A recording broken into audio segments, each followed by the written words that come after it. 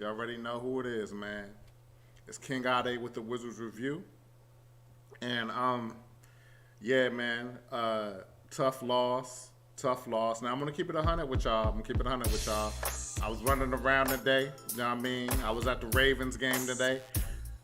So I didn't get to see all of the game. I listened to the game on the radio and I watched it while I was driving. Well, I wasn't watching the game, but the video of the game was on my radio while I was driving. Although it was from a Lakers perspective rather than the Wizards perspective, you know what I mean? So I wasn't able to take notes, you know what I mean? But, I think I heard enough. I think I heard enough of what was going on. And then looking at the box score, it kind of confirmed some of the things that I heard while I was driving. I was in and out also. So it wasn't like I listened to the game straight through or watched it straight through. I had other things going on, but I'm here. And I'm still here to recap this game based on what I know occurred. You know what I'm saying? So what we're not going to do is going to be a short one today because, again, I didn't get a full, analysis of the game with my own eyes. But looking at the box score, listening to the radio and watching it in the car while I was driving, there was a few themes that I heard throughout the broadcast that occurs on a regular basis. I heard some good things. I heard a couple names that I like hearing more of. You know what I mean? So let's just get into it. You know what I'm saying? So since we lost the game, you know what I mean? Let's start with the things that I like. You know what I mean? From what I gathered. And for one, we were getting blown out. We got blown all the way up to like 30, almost 30. You know what I'm saying? But we fought. We had some heart, and we tried to, we didn't just lay all the way down, and we fought to the end of the game. So I like that we don't give up. You know what I'm saying? I like that Porzingis, you know what I mean? Another 27-point game. Let me look at the box score. Let me see exactly what he did. Was he efficient? 11 for 25. So hold on. Hold on. Okay. So he wasn't as efficient as usual. 11 for 25, 1 for 6 from the three-point line. Didn't like that. But he did have 9 rebounds, only 2 turnovers. You know what I mean? So, and I know, and a couple steals as well. And I know that he stepped it up in the second half. You know what I mean? But again, he only shot 6 threes. He shot 25 shots. I like the fact he took 25 shots. Only made 11 of them, but he is the centerpiece, in my opinion, of any type of success the Wizards plan to have. You know what I mean? So for him to get 25 shots is good. I wish he made a few more. You know what I'm saying? But he had a tough matchup tonight with Anthony Davis. You know what I mean? So we're gonna get to that when I speak about the things I didn't like. But I did like that he stepped up. I like, Kuzma also stepping up. I know Bradley Beal got hurt early in the game and didn't come back, you know what I mean? So I like the fact that Kyle Kuzma also stepped up. He did foul out, and he did have 6 turnovers. You know what I mean? So that's never good when you have 6 turnovers. But, to Kuzma's credit, when the team needs him to try to put them on his back, he tries to do the best that he can. So you got to give him credit for that. I also like hearing Gafford's name more and more. He's getting back to the Gafford that we know. And like at the end of last season, you know what I'm saying? We're seeing that he's getting more ferocious with his dunking, getting more confident. He backed up a double-double last game with another good performance. He had 19 points, 7 rebounds, 2 blocks, a +1 on the floor tonight, you know what I mean? So he gave us something tonight. And we're just hoping that he can continue to give that to us moving forward. You know what I'm saying? I also like the fact that Unseld is beginning to get comfortable playing Porzingis and Gafford at the same time. You know what I'm saying? We definitely need to see that more, especially when we're getting out-rebounded or out-physical, and we need a little switch up to, stabilize things. You know what I mean? So I definitely like that as well. Yeah, man, but that's really about all. That's really about all I like. You know what I'm saying? Again, I didn't see the whole game. Oh, Kispert too. Don't let me forget about Kispert. Another solid outing off the bench. A great backup. When Bradley Beal's hurt, it's good to know that we have Kispert, a very smart player. Maybe not as good, not even maybe, not as good as Bradley Beal, but he has developed into a nice rotation player, and he has the ability to start for us as well. You know what I mean? So I definitely like that from Corey Kispert. I like his development. I like what he brings to the team. And yeah, you know what I'm saying? So now that's really all I liked about tonight's game. You know what I'm saying? So let's just go into the things that I dislike. And for one, off jump, I dislike the fact that we let ourselves get down almost 30 points against the Los Angeles Lakers in Washington, D.C. You know what I'm saying? Yes, I know that Bradley Beal got hurt, but Bradley Beal, again, I like Bradley Beal. It's very debatable. You know, I go back and forth with people on Twitter. Some people feel like we need to trade him. I feel like if we trade him, we won't have anybody. Like, yeah, we have Porzingis, we have Kuzma, but those aren't A level. Not to say even Bradley Beal's an A level. If he's an A level, it's like an A minus at best. You know what I'm saying? If we're gonna have tiers of A's, you know what I'm saying? Like the guy on the other side, the two guys on the other side, maybe three guys on the other side are A to A plus players when we kind of talk about Anthony Davis, LeBron James, and Russell Westbrook. You know what I'm saying? Bradley Beal is like an A minus, but he's not on that level of Anthony Davis. He's not on the level of LeBron James, you know what I'm saying? But that's how the organization is trying to sell us as fans. Like, we don't understand basketball and understand the levels of, you know, tiers of star versus all-star versus superstar. You know what I mean? So I definitely didn't like the fact that we went down 30, though. Regardless if Bradley Beal was in the game or not, he's not that type of player that if we lose Bradley Beal, we're not competitive or we are competitive. You know what I'm saying? Like, we might have a drop-off in scoring if we don't have Bradley Beal on the floor, but it's not the same as if the Nets lose a Kevin Durant or the Bucks lose a Giannis Antetokounmpo. You know what I mean? It's not on the same level of loss because we've shown in the past that if Bradley Beal does not play, we're still a competitive team. You know what I mean? So it's not the reason. He's not the reason why we got down 30. You know what I'm saying? So I definitely didn't like that.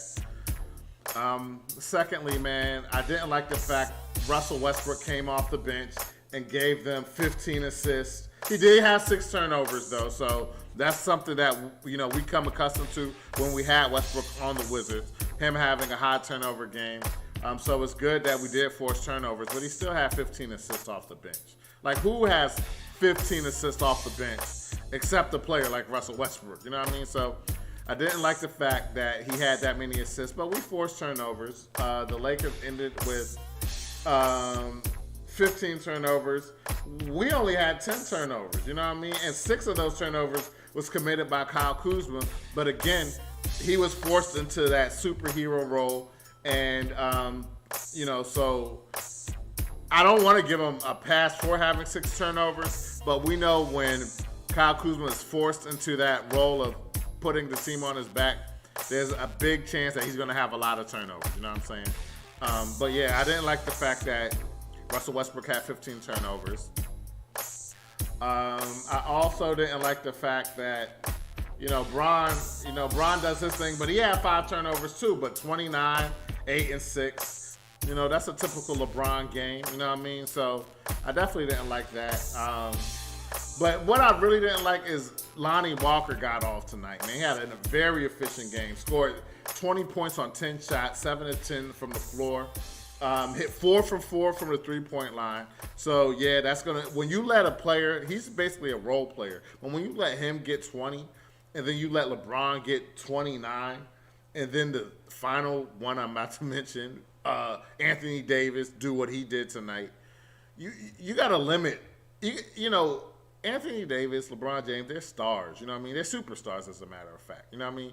So if they're going to do their thing, you can't let a Lonnie Walker get 20 points on 70% shooting. That can't happen, you know what I'm saying? So unfortunately it did, and I didn't like that. And finally, the elephant in the room, we let somebody score 50-plus points man, we let Anthony Davis scores 50-plus points against us in Washington, D.C., at home on our home floor. Now, we know that Anthony Davis is having a renaissance. He's looking like the Anthony Davis that was in New Orleans. He's getting his groove back. The team is Anthony. That's what it's looking like. The Lakers are beginning to become Anthony Davis' team, the way that LeBron James and the front office plan. And he's beginning to play the way that the Los Angeles Lakers fans have been looking for him to play. And when he plays like that, they're going to be hard to beat. You know what I'm saying? They're going to be hard to beat, especially when LeBron just puts up the 30 that he puts up, and he's the second leading scorer at 30 points. You know what I'm saying? But Anthony Davis he's been having a string of monster games. Then he had the biggest monster game against us tonight. 55 points, 17 rebounds, 3 blocks, and only 2 turnovers. That's the game right there. You know what I'm saying? When you can't stop him, when you can't stop a player, you let someone score 55 points, and then the second leading scorer backs him up with another 29. How do you beat that? You know what I mean? So, tough loss, man. A tough loss. 85, 84 plus. We let Lonnie Walker, LeBron James, and Anthony Davis score 104 points combined. Just those 3 players alone. And we ended with 119 as a team. You know what I mean? So that really shows you in a nutshell what occurred tonight. It was a massacre. We were fortunate to get the game down to 11 points, lose by 11, but it was much worse than that. Again, the thing the Wizards do, get down big and want to fight at the end of the game when it's too late. Similar to how we lost to the Hornets, although it was a much closer outcome. But a loss is a loss. I'm tired of the Wizards getting down 15, getting down 20, and then trying to fight their way back. When you're playing, and now the Lakers, you know, there was a time earlier in the season where we couldn't call them an elite team. But they're an elite team right now. And if Anthony Davis continues to play like this, the West, it's going to be a very competitive West when the playoffs come. You know what I mean? Because Anthony Davis is a monster. He's hitting his 3 again. What was he from the 3-point line? 2 for 3 from the 3-point line. Hits 9 for 9 from the free throw line. 30 shot attempts, and he makes 22 of them. I mean, if he plays like this, the Lakers are going to be a problem. Bottom line. So, for us to claw back and lose by 1 against an inferior opponent like the Charlotte Hornets is one thing. But when you're playing a top-tier team competing for a championship, you can't go down 20 points and expect to come back and win the game. You know what I mean? So, unfortunately, it's another loss under our belt. Now we're 2 games under 500. Very upset about that. And, when you get down under 500, now we got to win 2 games just to get back to 500. So 2 games in a row to get back to 500. And there's no guarantee that we can win 2 in a row. You know what I'm saying? We can play the Bulls and we play the Pacers next. The Pacers is a surprise team. The Bulls are up and down, but you know how the Bulls are when we play them. You know what I mean? Anything can happen. So it's not a guaranteed win whether we play the Bulls or the Pacers. So it could get even more ugly if we do not get our act together. So I'm just hoping that our next 2 games, we get a night off, that we come back focused and we can get a win and right the ship. You know what I'm saying? Bradley Beal's hurt. I think he had a pulled calf strain or something like that. That's what coach said. So it's very doubtful that he's going to play the next game. Maybe he's going to miss a few games. Who knows? But fortunately for us, Bradley Beal isn't the type of superstar that when he's out, we're in super trouble because we've proven that we can win without him. But it's going to be a tough uphill climb, and I'm very not looking forward to it. But at the same time, I'm looking forward to seeing us play better and get some wins, man. Get back to the type of basketball we were playing earlier in the season when we were getting in our groove. You know what I mean? When we had our last homestand. That's the type of basketball that we need to play. You know what I'm saying? I like the fact that, again, Porzingis is getting 25 shots. Like, Porzingis, I'd rather him get 25 shots than Kyle Kuzma. Although Kyle Kuzma had 21 shots tonight, but there was no Bradley Beal. You know what I'm saying? But we need Porzingis to be in the post scoring 25. But again, Porzingis is shooting 6 threes and only makes 1. He's 7'3". He needs to be in the paint. He don't need to shoot 6 threes and only make 1. Now, if he's on a roll, he's hot. That's one thing. But if he's not hot, stop shooting threes, get in the post. Anthony Davis had 55 points, and he only shot 3 3-pointers, attempted 3 3-pointers, made 2 of them. He made more 3-pointers than Porzingis, but attempted less than Porzingis. You know what I mean? So Porzingis has to make it a point to go to the post, period. You know what I'm saying? But other than that, man, that's all I got for y'all tonight, man. I hope y'all enjoyed the content. If you did, I would really appreciate you guys subscribing to the channel at the Wizards Review on YouTube. You can follow us on Twitter as well at Wizards Review. You can follow me, King Ade DMV, on Facebook, Twitter, Instagram, and on the Xbox Series X and S on NBA 2K23. You know what I mean?